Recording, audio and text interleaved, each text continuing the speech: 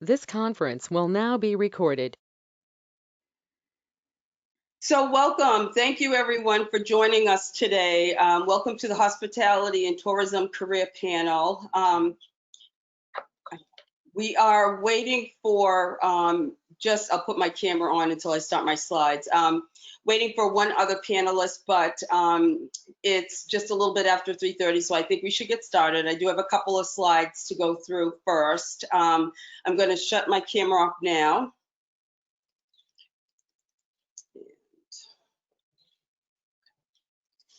So good afternoon, everyone. My name is Liz Hart, and I am the founder and executive director of Tailored for Success.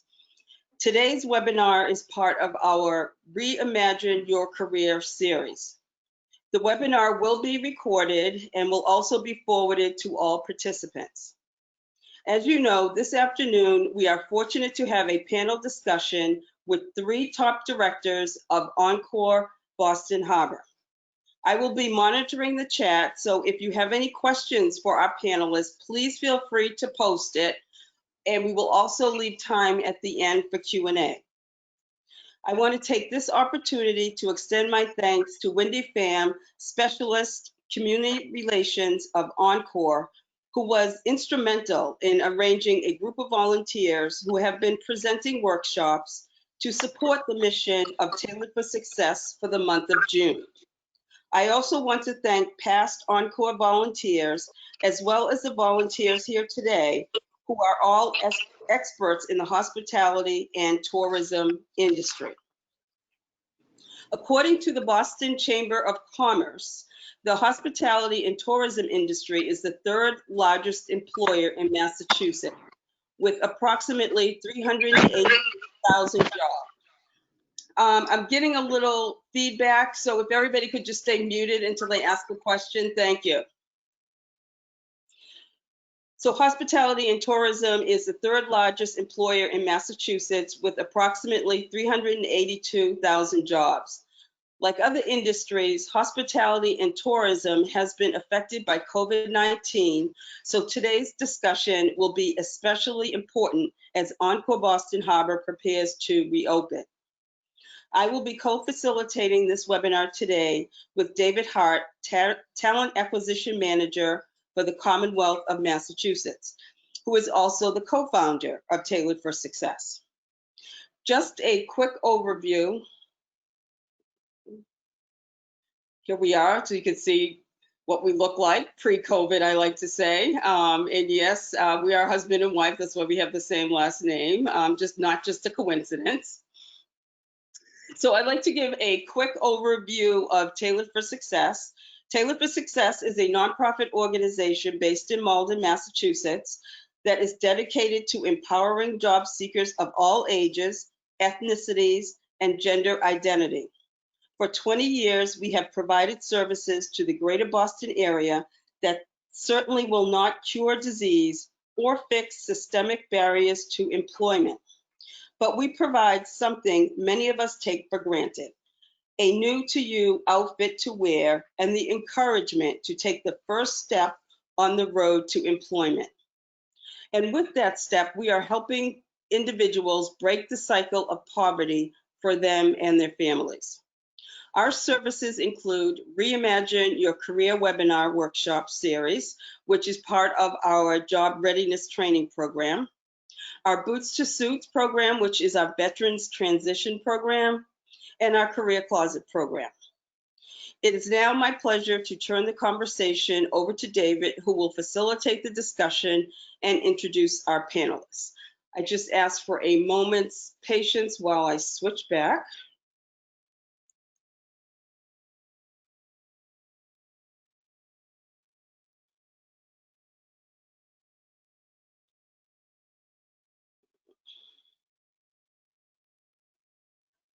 Okay, hold on one sec.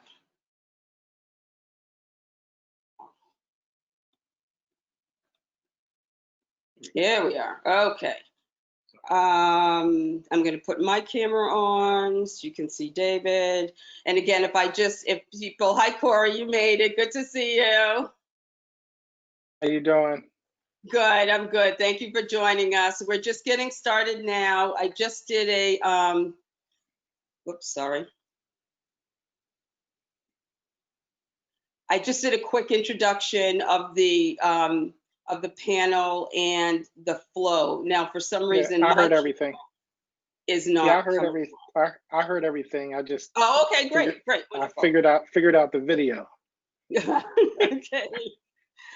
Um, okay. For some reason now my screen, my camera is not turning on, so we're going to go without it. But I'll turn it now over to David. Oh, here we go. So good afternoon, everybody. It's hard to believe that we're sitting here June 24th, and we're doing a training from the dining room of our home. So it's a vastly different world that we're in. I'm honored to be part of this training. And again, I want to reiterate what Liz said, is to thank Encore and their staff and Wendy Pham, especially for putting all of this together.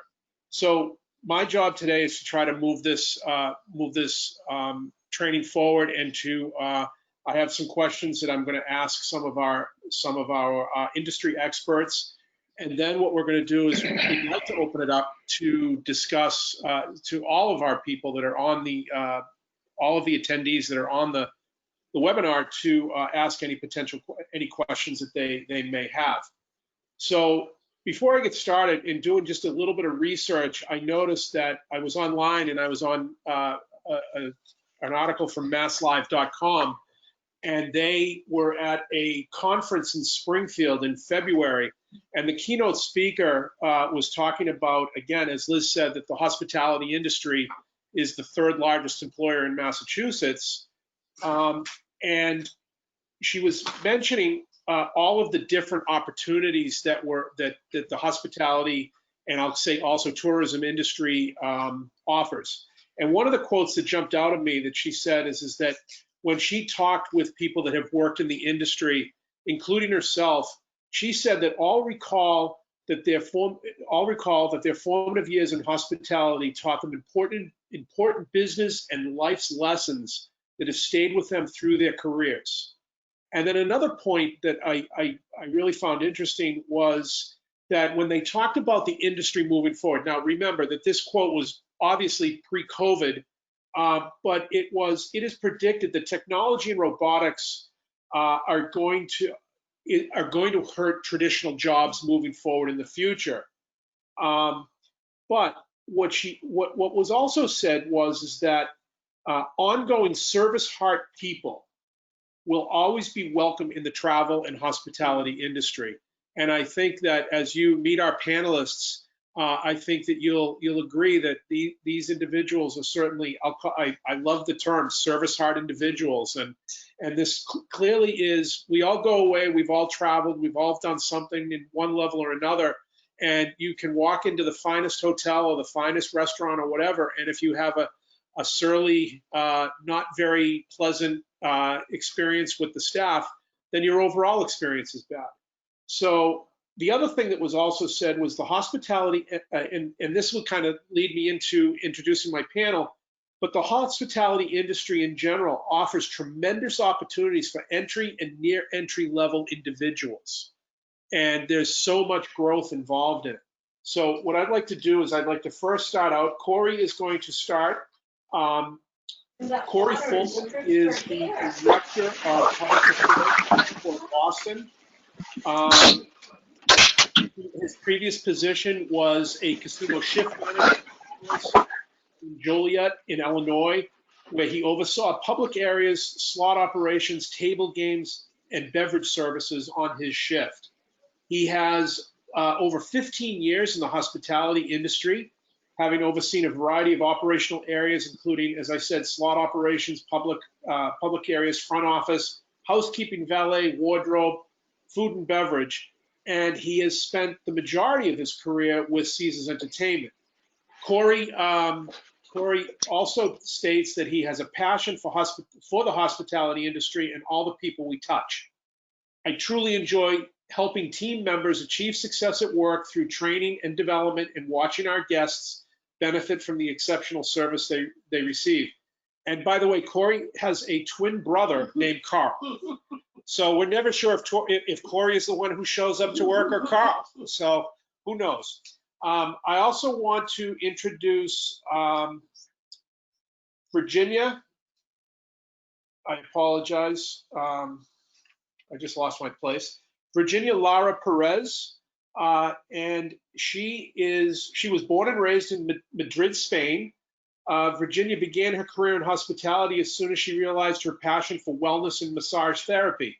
After completing her bachelor's in public relations and hospitality, she turned her interest into wellness and studied many modalities of massage therapy, including sport therapy, reflexology, and is an advanced certification in Thai massage, aromatherapy, stress management, nutrition, and diet theory, and most recently has become a certified transformational life and wellness coach. Her industry experience began working in London with Hilton, the Berkeley Hotel, Elizabeth Arden Red Door overseas with Celebrity Cruises, where she was a part of the opening team on the first floating spa at sea in the Bahamas with Mandara Spa in Atlantis and Ocean Club at One and Only, and in Barcelona and Boston with Mandarin Oriental Hotel. Virginia joined Encore Boston team during their pre-opening in 2018. This is her opening at Encore is her fifth property opening in her career, which is an amazing feat. Arlete Burgo is currently working as Director of Housekeeping at Encore Boston Harbor. She has almost 20 years of experience in hospitality. She started her career at the Sands Hotel and Casino in Atlantic City. Throughout the years, she's held many positions and became a manager of public areas. Arlete moved back to Boston in 1995 and started a new job as an Assistant Director of Housekeeping at Fairmont Copley Plaza. Within a year, she was promoted to the director of that position. During her career, she's opened 2 hotels and 1 casino, and she too is very passionate about working in the hospitality industry. Arlete holds a Bachelor of Science in Hospitality from Johnson & Wales in Providence, Rhode Island. So I want to jump into my first questions, and I'll jump into, as Liz said, we have kind of some predetermined questions for each of our panelists. And if Virginia or Arlete want to chime in or add into something as we go through these questions, please do. So Corey, let's start with you.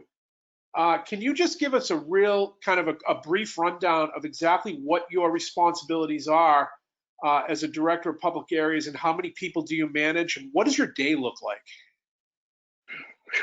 Sounds like a loaded question. Here all day, right? So basically, as the director of PAD, I oversee the cleaning of the public spaces, which includes our beautiful harbor walk and anything inside the building. So with the exception of 2 areas, one being the kitchen area that's handled by stewarding, and the hotel tower, which is handled by Arlete. But PAD is responsible for everything else, making sure that the high areas are clean and dusted, everything's vacuumed, the marble, the brass and glass. And so for me, my job is to connect with, before I have about 300 team members working under me, 15 managers, and I'm short some. And I also, and just the day in the life of me, basically connecting with vendors. So I do have specific vendors that handle our marble, some of our high reach glass areas, and also some of our front of house carpeted areas. But really, it's just making sure that everything's moving in a way that it makes sense. And for us, especially during this time with COVID and all, we have to make sure that every area is disinfected and also clean. Before, cleaning is what you see. It doesn't have the appearance of clean. Right. And we maintain that pretty well. But now we have to make sure that every area is disinfectant in a more frequently than before. Okay. So it's really just managing people, just like we have guests that come into our resort or casino and want to have a great time. We have to make sure that the team members that meet those guests are having equally a good time at work. And it's a lot of people. It's a lot of human capital to be able to manage in this size environment. And the casino is worth $2.6 billion. Right. So that's a lot to maintain for an operation like ours. Thank you, Corey. I mean, obviously the 2.6 billion is a huge investment that's made in our area, and you know, COVID coming in, unfortunately, we've not been able to reap those benefits yet. And I hope, obviously, we all hope that we can moving forward. Corey, you brought up a good point when you mentioned COVID, because as you know, we're all in the situation right now. And with the governor's phased in plan of reopening business, and I know that, am I correct that the gaming industry and the hospitality industry is looking at an opening probably some point at the end of this month? So if that being the case, what are you doing to prep for that? What is your team doing? So what we're doing is we're trying to identify high touch areas. So the areas that guests would venture or touch at a more high frequent rate than before. Just like, you know, we would have people that would go around and of course clean and sanitize, but now we have to do it at a higher frequency, like door handles, restrooms, elevators, escalators. So what we're doing is we're putting in place checklists that will ensure that we're hitting that frequency. Also, disinfectant has a dwell time. Ours is 2 minutes. So we have to make sure that our team members are adhering to that 2 minutes. Otherwise, it's not effective. Okay. In addition to that, it's a bunch of education. So wearing a mask in an 8-hour day in an 8-hour shift is very uncomfortable. So being able to get used to that, also making sure that everybody has the proper equipment to keep not only the cleaners safe, but also the environment safe. So we're just putting together a plan. So we were already good at what we did before. If you ever walked into the building, it's a beautiful facility and we do keep it that way. Right. But now what we're doing is we're just increasing the frequency of disinfecting of the building and making sure that we're spending special attention to the areas that people frequent most frequently. Okay, great. Corey, Arlete and Virginia, do you have any follow-up to that as it affects your areas that you're managing, or do we want to go to our next question? Okay. Corey, on a kind of a broader scale, and this is important to our attendees, what has helped you get to where you are, and what advice would you have for others who want to set off in a similar decision? I'm sorry, a similar direction. Right. So I did see the hospitality industry as an industry that to me seemed large enough not to fail. I looked at automotive and, you know, things changed there. So I was like, I always have a job. So either it be in the different phases of like housekeeping or gaming or valet attendant. I always knew that I could find work, and there's casinos and there's hotels everywhere.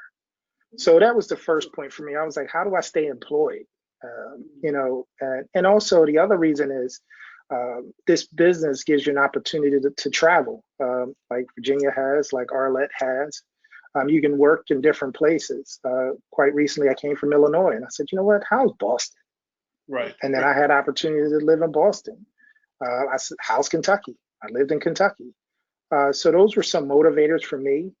And as I started in the industry, I started off at the front desk, you know, checking in and out folks.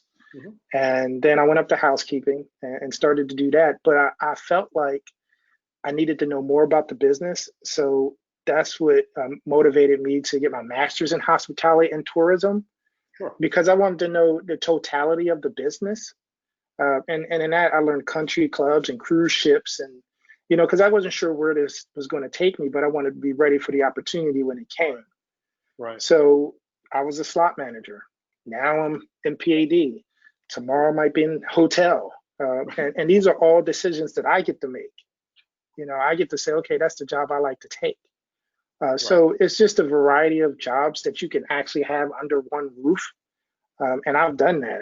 I've moved in a building to several different positions and didn't have to go to a new company. And then, hey, how is another company different from the company that I currently work for? Made that decision, and that's what caused me to actually leave Caesars at some point. It had nothing to do with the company, but I wanted to see what else was out there. Sure. So, Okay. so just to answer your question, I mean, that's basically how I saw it. I was like, there's a lot of portability in the skill levels that you have. You can just take them and put them in different departments with you.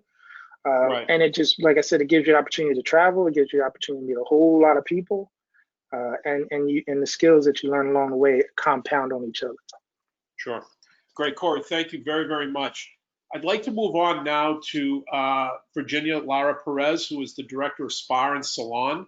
So if you wouldn't mind unmuting yourself. Thank you, Virginia.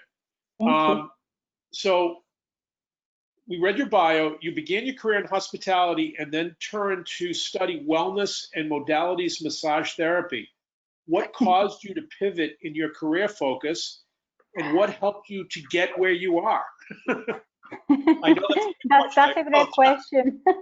And it was a long time ago. But I think, so I started in hospitality like Corey at the time, 25 years ago was exciting, and opportunity to move to different departments, travel, speak languages, meet people, which is what I loved. So when I started in hotels, I started with housekeeping, I did front desk, concierge, and then randomly I did a weekend program for a weekend course of massage with one of my best friends, and I loved it. So it was one of those things that I got into without knowing, and discover the way of taking care of people at a different level, right? Of making them feel good in the minds, with the bodies, with the aches, with the pains.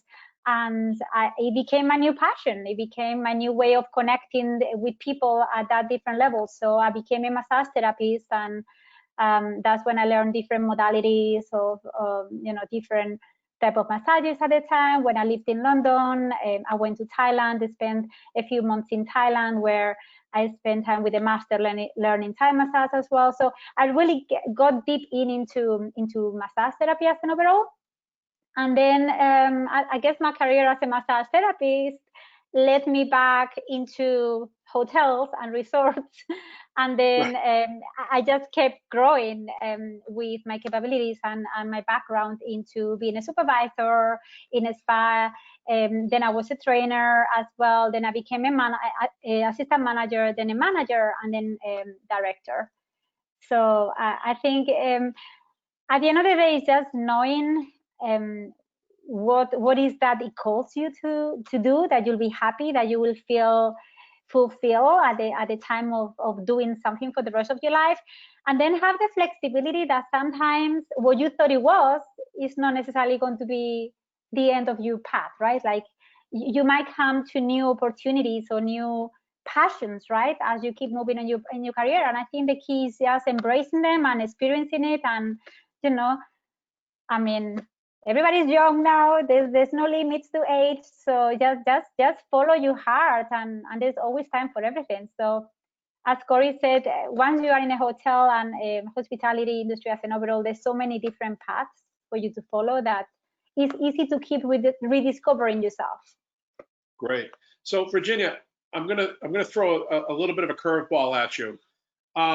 You mentioned and you talk about all the hands-on training, certifications, going to Thailand, learning all that, and I'm assuming, obviously, that you've taken all of those skills and worked with clients directly.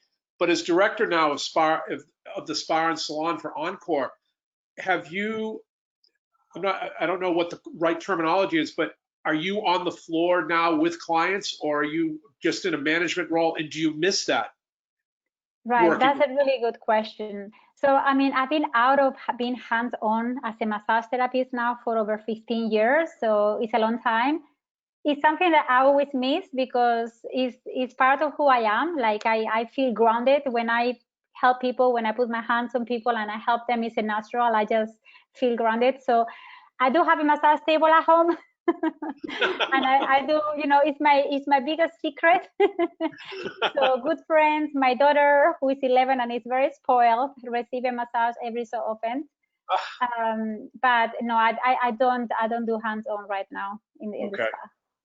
So the big question that obviously for Virginia, and it's a very similar question to that I asked Corey, is now that, because we're in COVID, how does this affect your salon, your job, and how you do your business now moving forward? And are you opening your services sort of as the casino opens, or are you in a different phase? So we are hoping that we'll be able to open with the casino as well. Salons were already in phase 1, and spas and fitness will be part of spa is part of phase 2, and fitness will be part of phase 3. So we will all be able to open together with the resort after phase 3, which is great. And right now, I mean, we're still working from home, so I have calls with the team every day. I think it's really important for what we do as a team, with Arlete and Corey with their teams, but it's keep those connections strong with the team members because of the uncertain times that we're going through.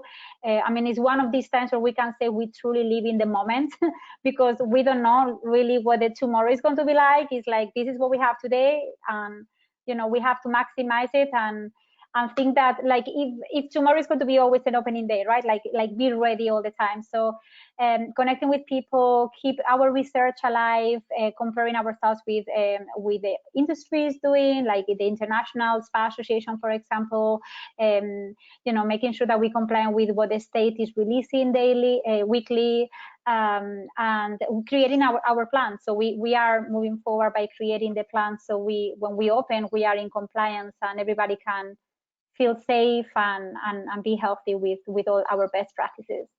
Great, thank you, Virginia. So Arlete, last but certainly not least, Arlete is the Director of Housekeeping, as I mentioned, at Encore Boston.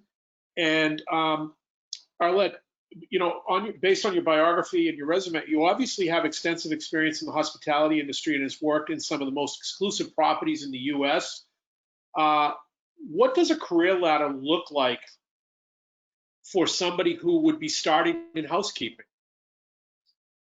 It depends, because you can go to college, and I went to Johnson Wales, moved to Atlantic City, and I started off as a supervisor. So I was a regular floor supervisor and got promoted to assistant manager, and then I came back home and worked as an assistant director just at a hotel, because I was in a casino environment for a while, and then got promoted as director. But then, however, I have a management team that has never gone to college, and they got promoted based on their experience and what they have done. And they started off as a room attendant, got promoted as a supervisor. Majority of my supervisors have never been to college. It's just based on experience. So a lot of people get it from just being an experience, and others from college. And I have right now, I have few managers that they started off as a supervisor, worked up, now they're managers. Okay, great. Yeah, so it doesn't have to be, you don't have to be coming from college experience, but you can have both. So I think that I love that last. You can have hope, and as long as you're willing to learn, and I think is amazing, because in another life, I worked over at Youth Build, and we used to talk with young people that were at risk, and we used to talk about career ladders all the time. And they just, to convince them that everybody kind of starts at the bottom rung, and you at the bottom step, and you just start moving your way up from that point. And Corey, I think, hit the nail on the head when he said that the hospitality industry, I mean, think about just under your one roof, how many different potential opportunities there are in several different areas of expertise, and it just amazes me. Arlete, the big question is, obviously, because we are in the COVID environment, and I know Corey touched on it a little bit on the public, I'll call them the public areas, I think would probably be the best. But how is housekeeping handling COVID, and how has this all affected your department? A lot of changes. We have a lot of changes similar to Corey. We do the high touch areas, but it's in the guest rooms. We have our majority of the room attendants are working in the guest rooms. We have the doorknobs, we have the TV remote controls, we have things that guests constantly touches. So now it's bringing the staff back and retraining them, and while they're wearing their masks, 8-hour days, and the carts look a little bit different. Everything in their room attendant carts is now bagged. They can't be exposed to the air. So all the linen that they have to use has to be bagged. Yes, Okay. and we have removed a lot of all the collaterals have been removed from the guest rooms because those are little touch areas. We have to make our rooms very minimum instead of too many little things in the rooms because we want to make sure that they're safe and the guest is safe. Now the room attendants are not, they can only work in the room individually. No one else is with them. If the guest comes back, they have to be able to step away and then come back when the guest is not in the guest room. Delivering items to our guests is so different now. Before it was a lot of interaction. Good morning, how are you? We still do that behind the mask, but now we have to step away like 6 feet. It's training our staff, and our staff are they love to be near each other. They love to give each other a hug. I've been there. I was on property for 2 days, and keeping them away from each other was really, really tough. Really, really tough. The 6 feet, wearing the mask. They did very well with the mask. It's staying away from each other. That was a little bit tough. But we have a lot of changes in the guest rooms. We just, like Corey says, we have to make sure every hour on the hour that we're hitting the guest elevators. We're hitting back of the house elevators because it's not just our guests, it's our employee safety too. And Sure. so many people are allowed in the elevators. It's not like we can put 10 people in the elevators. Now it's 4. Right. So now it's longer. It takes us longer to do things. So a lot of changes. And we just started the changes this week. Okay. All right. Yeah.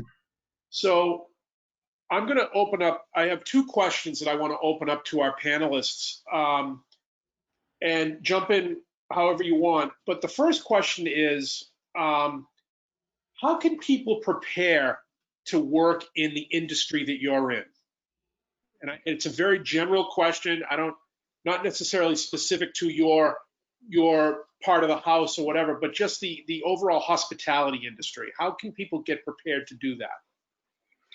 Well, I'll start that answer. So there's a couple ways, but the main way is to really just pick, and depending on where you want to be, if you're looking for a supervisor position or if you're looking for a frontline position, and since there's a variety of positions, just look for one that you think you'd like. But that doesn't necessarily have to be where you end up. So let's just say, just like I did, I said, you know what? I don't know much about the hospitality industry. I know I like to enter into the hospitality industry. And when I did my interview, they said, well, do you want to do front services and front office? I didn't know what either one of them were. So the way that they broke that down to me, they said, well, one's outside and one's inside. I said, you know what? I'm gonna go ahead and take the one that's inside. And that's how I ended up at the front desk. I said, oh, this is front desk. Okay, Right. got it. And then that's how I started looking around. I started looking at slots. I was like, what do they do? And Right. then I started looking at table games, and I said, oh, what are those games? And then you slowly but surely, I start just to learn the industry. And then if you do well, because you're always interviewing for your next job, so you do well in your position, you let your boss know that, hey, look, I'm interested in another position, and if they're great, which all of our team are, they'll help you get there. Okay. And I'll chime in a little bit. It's just basically it's on the individual. Some people love to be behind the scenes. So maybe they want to be in, behind the scenes. They don't like to deal with our guests. guests. And some people like to deal with the guests. So you have a choice. You can be in back of the house. Back of the house consists of stewarding department is always in the back of the house. There's the cooks in the back of the house. And Corey's team has both. There's some of them are back of the house, some of them are front of the house dealing with our guests. Some people feel very comfortable, like at the front desk as the guests approach them, and others don't. So there's so many opportunity being in a hotel because you can do both. So you Okay. have to pick the thing that you feel comfortable. Some areas you might not be able to get into because they need someone with experience versus other area there we can train. Like a room attendant, I don't need I love room attendants with experience, but I don't need to get a room attendant with experience because it's trainable. Sure. Other positions I might need, other positions might need, like Virginia might need someone that has done, massage, it can be someone that has never done it. But they have to see what positions they can get into. Once they're in there, it's so much easier because then there's a lot of opportunities. Okay, that's great. Yeah. Virginia, do you want to add to that? Sure. For me, I think, and especially with these millennials, and I have to say, like sometimes they think that they come in and they already have the studies and the degrees and they can be the general manager almost. And I think the important part of all this, because sometimes you don't know yet, as they say, like you have to try, is having a positive attitude, the right motivation and behavior and intention, really. And start from the bottom. Like, don't be afraid of going as low as you can, because the lower you go, the better you're going to learn from the inside out of the organization, and the better manager or director you will be the next day, whenever that they come, without thinking of the tomorrow. It's like dance like nobody's watching, right? Like that quote. I think it's super important to just go with expectations, just live in that moment and working really hard. Like, know that it's not going to be easy, that you have to be resilient. And the good and the bad moments are going to be the ones that will give you the good experience for you to become a stronger person and be, where you want to be the day of tomorrow. So I know that I'm going to butcher this quote, and I apologize. And I don't want to mention a competitor, okay? But I was reading a quote, and somebody had some experience with Hilton hotels, and I think the CEO and founder of Hilton had a quote to the effect of, "Come with the right attitude, and we'll train you or teach you the business." So if you can walk in the door with the right attitude, then you're what we're looking for. Do we essentially all agree that that's, Yes. whether it be Absolutely. front of the house or back of the Doesn't house? matter. It's like That Arlete says, like everything is trainable within the hospitality, but having the right attitude is something that, or you have it or you don't, Yes. Sure. and Sure. everything else we can teach it, you can learn it, but that motivation and attitude is something that you need to have yourself. So would it be safe to assume that somebody, and this has always been a pet peeve of mine, is that I think that the level of customer service in general has dropped dramatically in the last 10 to 15 years in several different industries. Is customer service probably one of the most important soft skills for the hospitality industry? I would say so. It's something that can't really be trained. You Right. usually just come in with it. So yeah, it will propel you. People forget that just being nice to other people, you're already ahead of the game. Okay. And people want to feel like they can work with you too, right? Sure. So it's all about solving problems, and you need each other, right? You have to have that open personality, that willingness to help others, and do it with a smile. Because at the end of the day, that's what we're all here for. We're all here to have fun. Right. Guests are coming to have fun, either it be on our gaming floor or at a restaurant or at an entertainment venue that we have on property, and they need team members to kind of help that along. So for us, it's really important for the operators such as myself, Virginia, and Arlete to ensure that we're creating a fun environment for our team members so that they can use and harness that positive energy to toss at our guests. But they have to come in with that willingness to have that personality. And not everybody's built for the hospitality industry. And like Arlete said, Some of those folks might be really hard workers and just don't, might feel uncomfortable with guests, but we have plenty of opportunities for those people as well. Excellent. Thank you. I'm going to ask this question to everybody, and if you'd take just a couple of minutes to for each to answer it. And this is pre-COVID, post-COVID, whatever situation we're phase 2, 3, whatever we're in right now.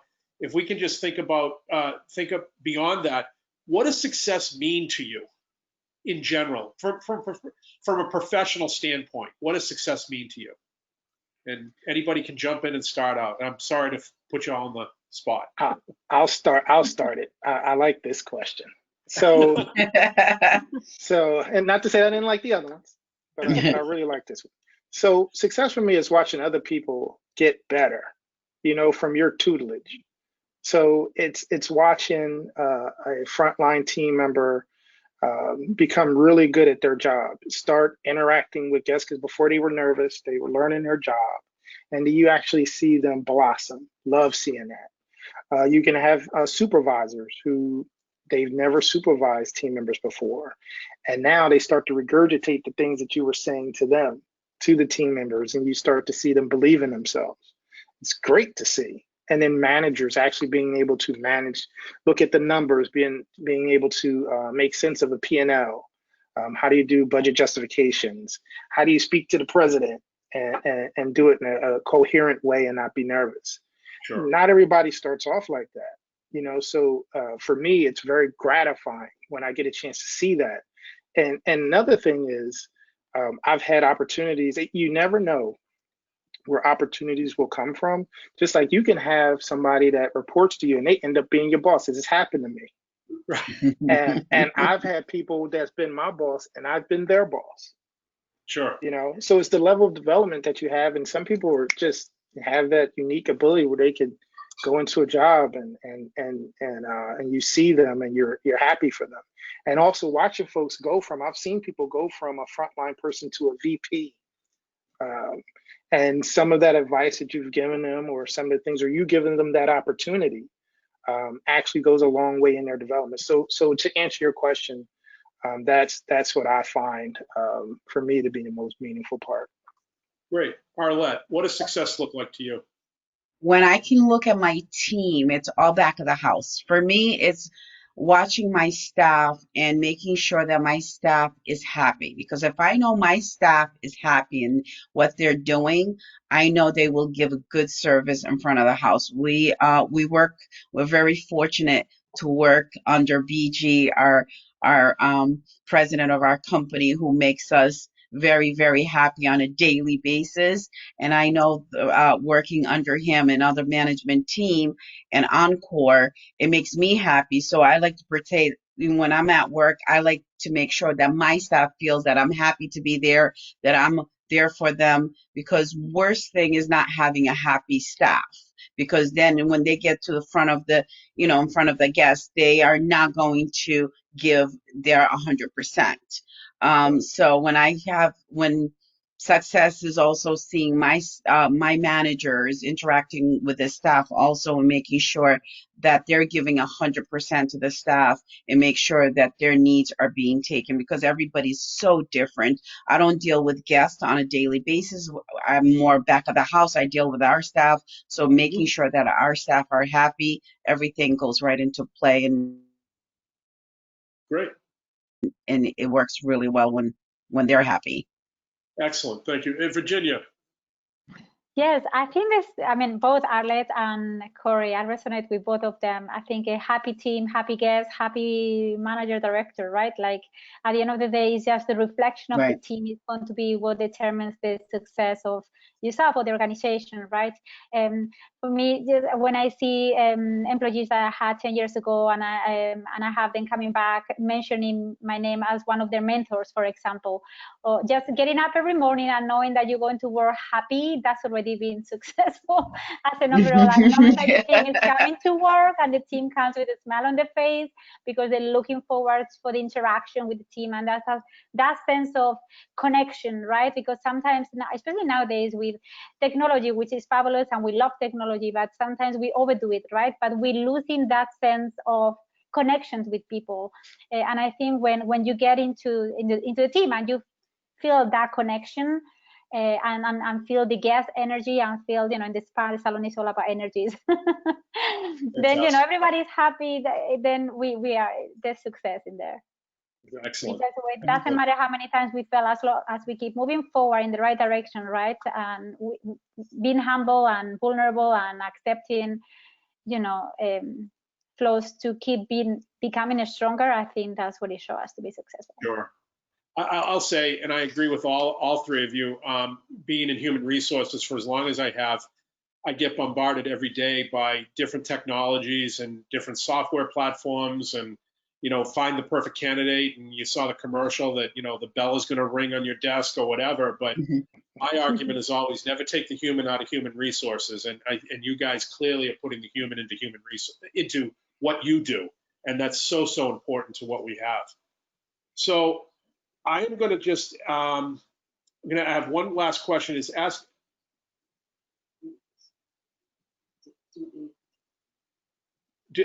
Oh, I'm sorry. That's right. I apologize. I had a little brain freeze there. All the participants that are on, are there any participants that would like to ask Arlete, Virginia, or Corey any questions specifically? Or make any comments or anything along those lines? And if you do, just unmute yourself. You should be able to do that. And wow, you guys have done a great job. I guess we found our points. I'm going to turn this now over to Liz. And I just want to, as the moderator, it was my pleasure and my honor to talk with three highly skilled professionals. And you guys are what makes makes the hospitality industry so successful, and what will make, obviously, what has made Encore a success. So thank you very, very much. And I'm now going to turn it over to Liz. Take care. Thank you. Thank you. Again, this is COVID, so I just slide over to It's so funny, but thank you all. This was a fascinating discussion. I want to thank you, Arlete, Virginia, and Corey, for your time today. I really appreciate it. Wendy is on, and she actually made a comment to thank you all also, so I want to make sure I do that.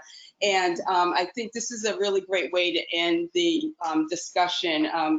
Corey has a favorite quote, and if it's okay, I'm just going to go ahead and read it because I think it's very, very awesome. Courage is the most important virtues of all. Without courage, you can't practice any other virtue consistently. Maya Angelou. So be courageous in all that you do. Thank you all for joining us today. Thank you for your participation. We will be posting our July workshop schedule really soon, but I hope everyone stays well, is safe, and hopefully we'll be able to meet person to person really soon. Bye and have a great day. Thank you for having us. Bye-bye. Yep, you're welcome. You're welcome. Thanks, everyone. Thank you. Thank you.